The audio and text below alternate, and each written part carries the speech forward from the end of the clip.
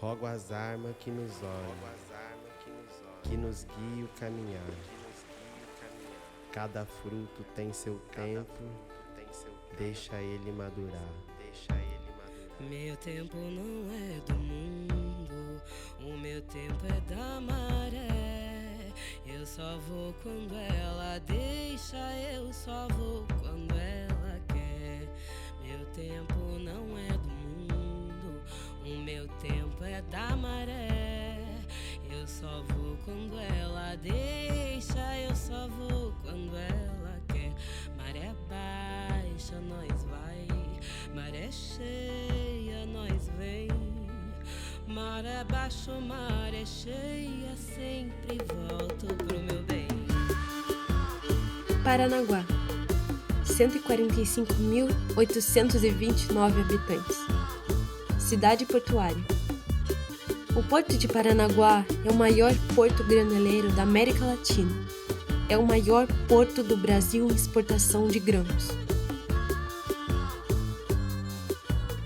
Aqui passa de tudo, mas quem vê de cima do mapa não faz ideia que não é só isso.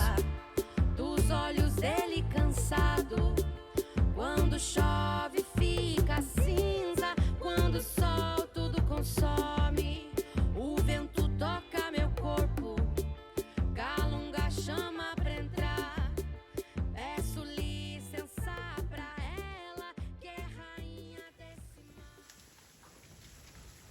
Mata Atlântica é um bioma de floresta tropical que abrange a costa leste, nordeste, sudeste e sul do Brasil. Do sudeste ao sul, território caiçara. Há séculos, há mais de 500 anos, é habitada pelos povos tradicionais. E não tem como falar do território caiçara sem falar do fandango.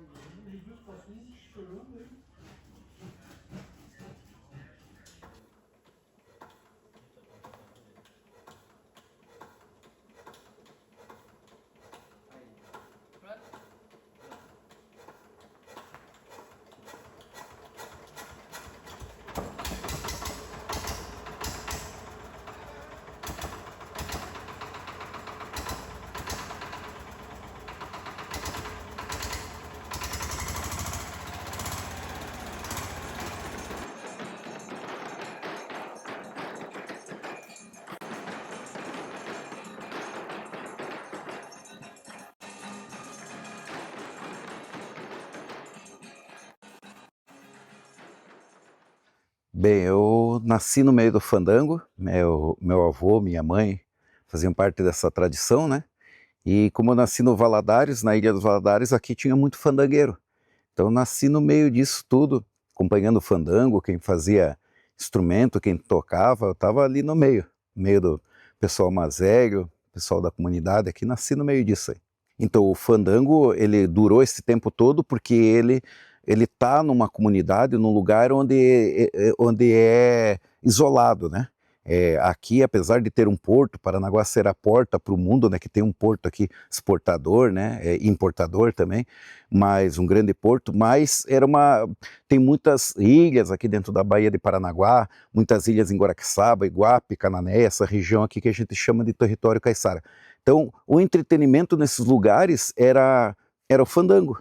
Não existia as antenas de rádio, de celular, de nada, né? Então o que se ouvia, o que se fazia para se divertir era o fandango. O fandango era paga de mutirão, então se fazia um trabalho, se pagava com fandango, né?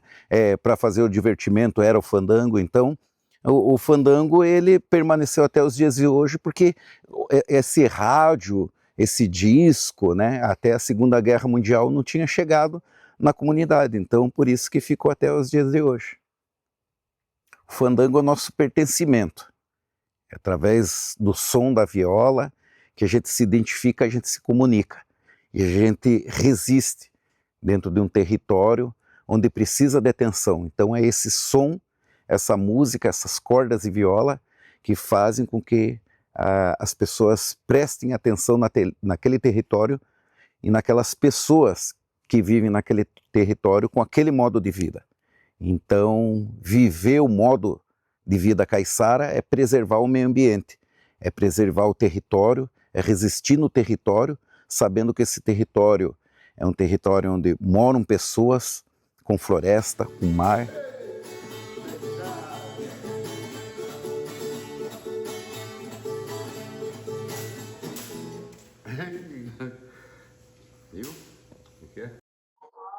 Que a gente aprendeu com mais velhos, a gente tentou também passar algumas coisas para mais jovens também, né? Tipo, igual a gente passou, né? Não só eu, mas o Vadico, o pessoal ali que mais velho também, eu que sou um pouquinho mais velho, né? A gente foi passando, tipo, para o Aldemir, que é meu filho, passando para o Mariano, passando para o Guto, né? E mais alguns jovens que eu tenho certeza que estão aprendendo também. Nossa dificuldade lá é tem uma contrapartida de algumas pessoas, né? Até nossa mesmo, né? Às vezes, a gente deixa a desejar também algumas coisas, às vezes a gente deixa a desejar. Os bailes tinham tanto no Marujá como no Itacuruçá, né? Na Praia da Laje, Canané tinha também, em vários lugares tinha. Antigamente era diferente, não tinha som igual tem hoje, né? Som de forró, de teclado, outros forró, e era só fandango. Então todo mundo ia, aí eu peguei bem pouco, assim, a parte do fandango bem jovem, assim, mas eu me lembro bem, assim, dos mais velhos dançando, tocando, era só uma viola, uma rabeca e uma caixa de som, uma caixa de folia, né? Então, esses eram 3 instrumentos que tinha, a maioria, né? Depois que foi aprimorando mais, né? Foram colocando, tinha o adufo também, que era o pandeiro, né? Aí depois foi colocando violão no meio, o machete também, cavaquinho, né? Que algumas pessoas não tinha, outro grupo tinha, outro grupo não tinha. Então esse foi melhorando, né? E hoje então melhorou bastante, né? Hoje tem aparelhagem de som, né? Muitas pessoas não escutavam direito você cantando, né? Às vezes perguntava pra gente que música que vocês estão cantando, que verso que vocês estão cantando, porque a gente não entende. E aí, a partir do momento que ligou na aparelhagem de som, aí o pessoal começou a entender mais, né?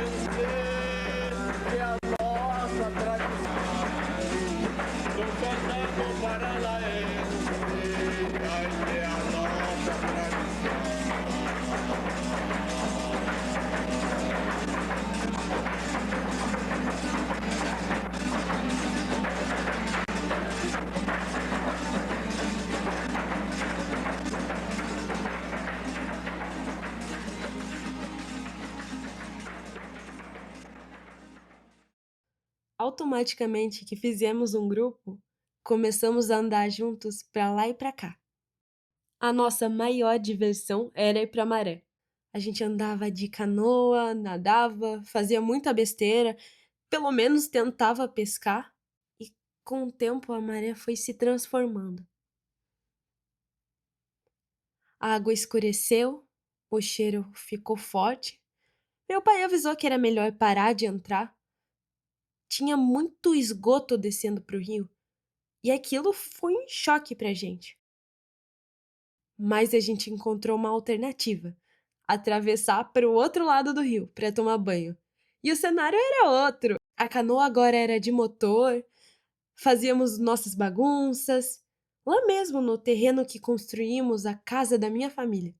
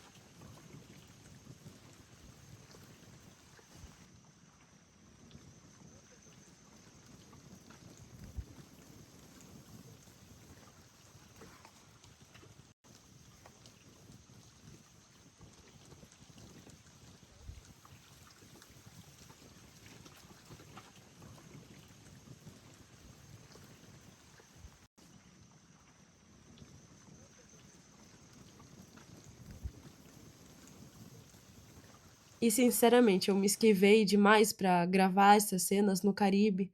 Descer nesse portinho que eu gravei essas cenas me deu muita sensação ruim. Um trauma mesmo. Hoje em dia eu nem consigo pescar direito, nem sair de canoa por causa desses gatilhos que eu tive. E é uma coisa que eu falo: só quem teve a casinha derrubada vai entender de verdade do que eu tô falando.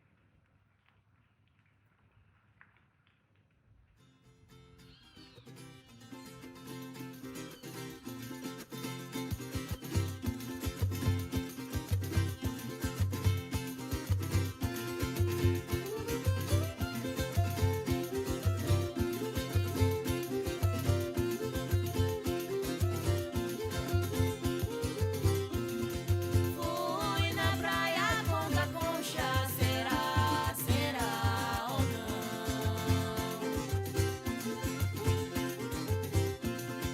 Conchinha que eu mais deixou, ai, será, será ou não?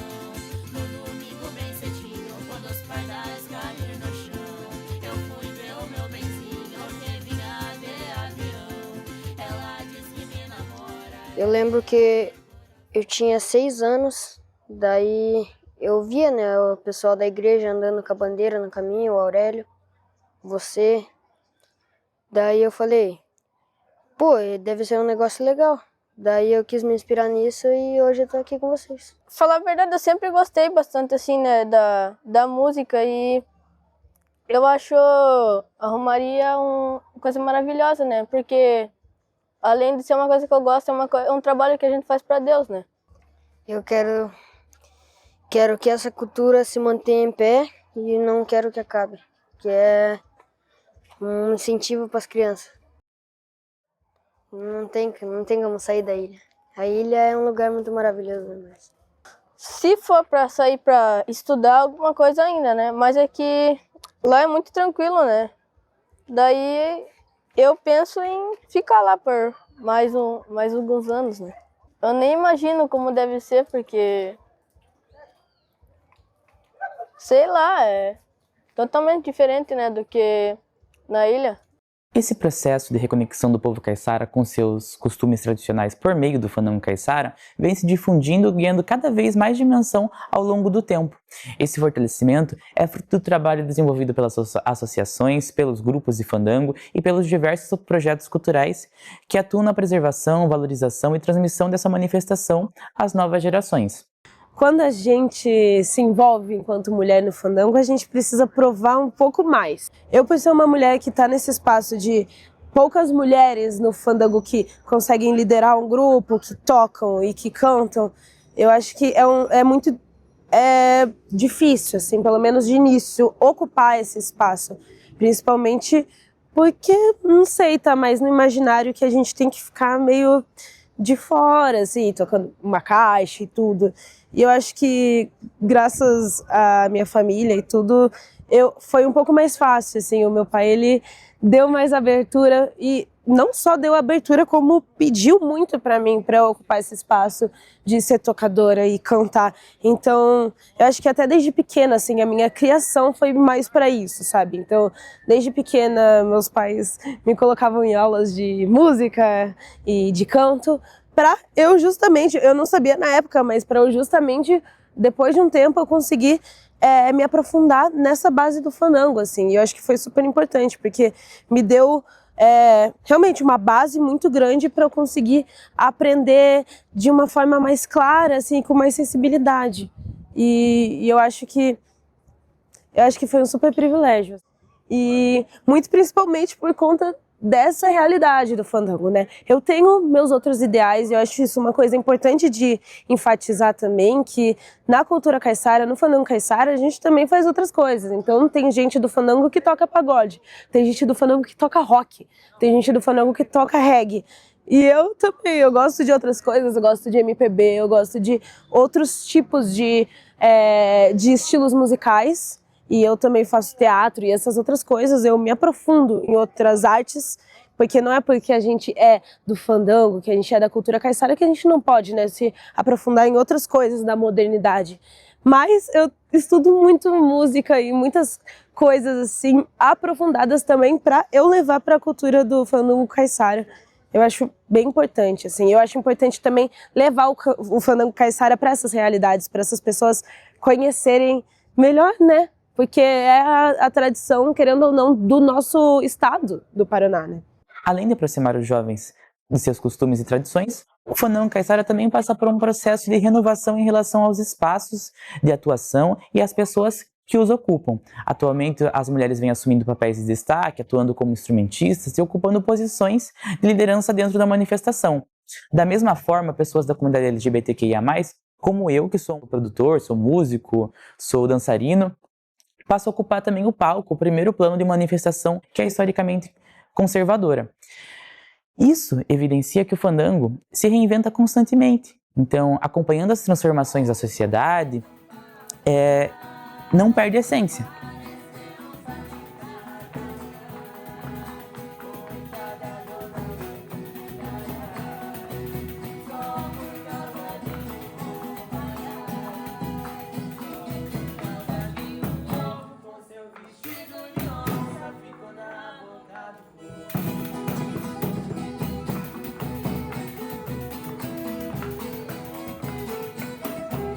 Como transformar uma coisa que não era um produto, que era uma ação cultural, em produto. Como fazer salvaguardar essa cultura que não tinha uma pretensão financeira, ser sustentada, como criar meios de que um jovem continue no fandango sem ir para outras profissões. Então, assim, são todos esses dilemas que a gente vem pensando para poder comercializar o fandango, para poder salvaguardar o fandango e para poder fazer essa cultura continuar viva. Porque, assim, sempre vinham me falar assim, é porque o fandango não tem dançarino, porque todos que precisam de cachê. Eu falei assim, cara, claro que eles precisam de cachê. Claro, as pessoas são pobres. A gente está falando de gente de baixa renda, a gente está falando de gente de sítio, de ilhas, que não tem, jovens, que os pais são pescadores, são agricultores, quer dizer, agricultores não são mais, né, porque hoje em dia não pode mais ser agricultor, mas são pescadores. Aqui no nosso caso de Paranaguá, os pais trabalham a maioria no porto, né? Ninguém tem salários maravilhosos que os filhos, ninguém é herdeiro, né? Então, assim, as pessoas precisam trabalhar. Então, assim, para um jovem continuar no fandango, ele tem que ter um cachê, ele tem que ter um salarinho, porque as pessoas precisam disso. O Fandanguara, desde o começo, teve essa rotatividade.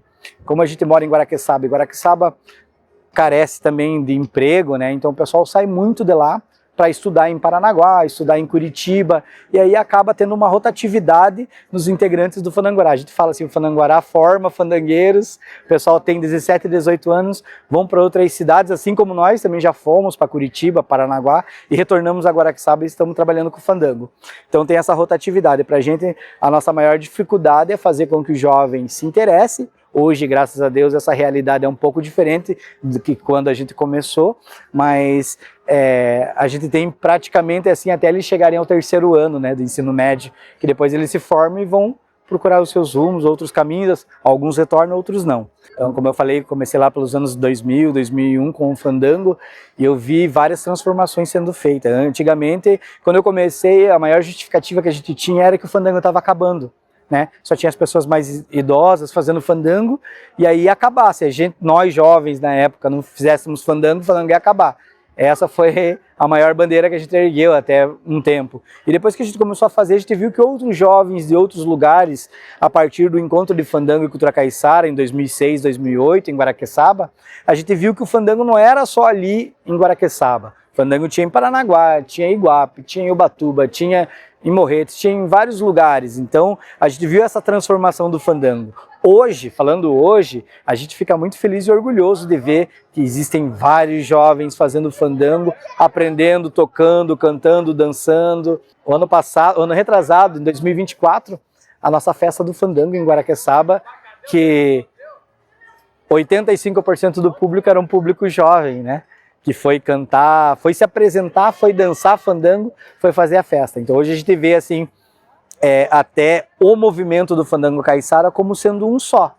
Mesmo que tenha essa questão de território, cada um tem o seu território, a gente ainda acaba vendo o movimento do fandango como sendo uma família só. Porque onde a gente vai fazer fandango, nos encontros e festas e até nas comunidades, sempre tem outros grupos, outros fandangueiros que são que são do território, mas a gente se reconhece, a gente sabe do trabalho de todo mundo, a gente é camarada, a gente sempre está junto, a gente sempre está fazendo os fandangos junto. Cada vez mais, os caiçaras têm acesso à formação, à educação e ao ensino superior. E esse crescimento reflete diretamente na manifestação cultural. Hoje contamos com músicos, profissionais, pesquisadores, produtores culturais, educadores e diversos outros profissionais que se destacam para fortalecer tanto a comunidade quanto o fandango caiçara. Da mesma forma, a circulação e a comercialização do fandango caiçara são fundamentais para a sua sustentabilidade. Projetos, apresentações, registros fonográficos, audiovisuais levam essa tradição para novos territórios e ampliam seu reconhecimento. Assim, o fandango se consolida como expressão da identidade e da resistência do povo caiçara, preservando suas particularidades e permanecendo vivo apesar dos desafios impostos pela urbanização, pela opressão territorial, pela especulação imobiliária e pelas transformações sociais. Então, cada local tem uma particularidade ali e luta da forma como pode contra esses obstáculos da sociedade. Hoje o fandango é minha família, o fandango a gente tem uma família de fandango, uma família que se encontra e que minha casa é um dos pontos do fandango, pontos nacionais, né, que a gente é um pontão de cultura caiçara e que a gente recebe sempre os jovens aqui, os jovens, os idosos, todo mundo, né, a gente recebe todo mundo para fazer fandango, para conhecer fandango, para viver fandango. O fandango ele acontece todos os dias aqui. A nossa carga horária de fandango é 7:00. A gente não tem, a gente vive isso, né? Então, ela é a minha vida. O que eu vou falar? Eu tenho o meu grupo de fandango, eu tenho minhas filhas que são do fandango, meu marido é do fandango, meu trabalho com fandango, meus amigos são do fandango, meus compadres são do fandango. O que eu vou falar? Existe gente sem fandango? Mas o fandango é essa manifestação cultural que torna viva, que pulsa não só o coração, mas a alma das pessoas, para que as pessoas permaneçam resistindo com a sua identidade dentro do território. O fandango sustenta o modo de vida caiçara e também é sustentado por ele.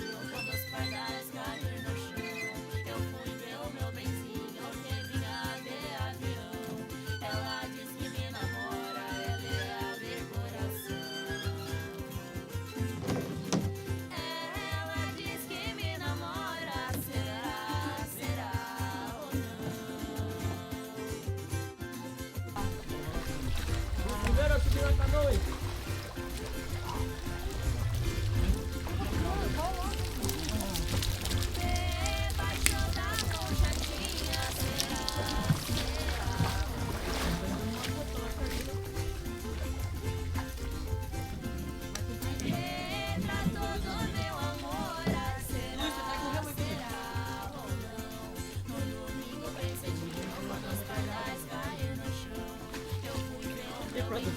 Liga por ali,